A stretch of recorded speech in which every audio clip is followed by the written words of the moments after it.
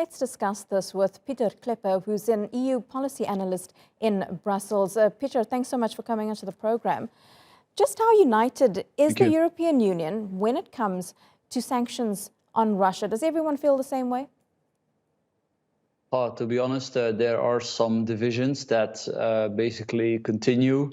I mean, you can mainly hear Germany and Hungary openly resisting some of the proposals to stop energy trade.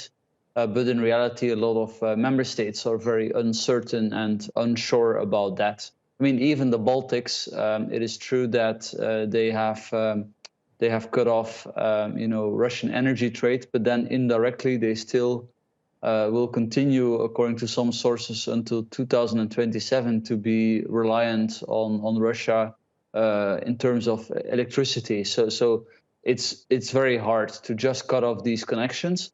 Also, the German finance minister today said that, look, if we stop the gas trade, Europe and the EU countries will be hit harder than Russia. So that can't be the idea.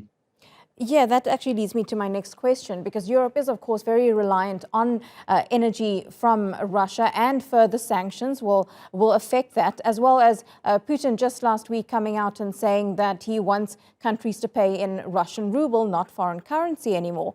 So how does Europe weigh up what's happening in Ukraine and these alleged war crimes that have been committed by Russia, and then having to look after their own country and their own people? Oh, look, first of all, the ruble thing looks like show. To be honest, Putin is not entirely clear what exactly he wants. He has been sending conflicting signals over this. So this looks like more like a round of testing. I mean, if Putin is serious, it would mean basically changing the contracts with the companies importing Russian energy, which foresee that these companies pay either in US dollar or in euro, not in Russian ruble. However, more fundamentally, what actually may happen is that EU countries decide to follow the United States and to stop importing Russian oil. That is much more doable at the moment than to stop importing Russian gas. So that may be the next step. Must be said, there are people who warn, look, I mean, we should not escalate too quickly, otherwise we run out of instruments when things escalate even more.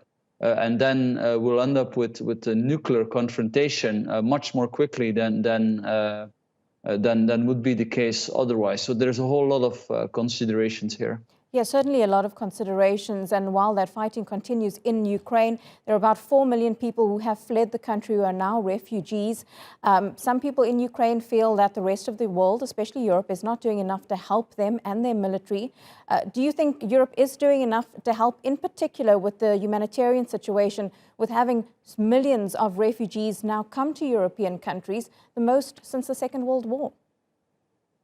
Yes, exactly. This is the biggest refugee flow and the fastest ever recorded in mankind's history. And I think, I mean, it's been going on for a month now, and I think Europe, to be fair, is dealing quite well. I mean, public opinion is very welcoming, and countries do whatever they can.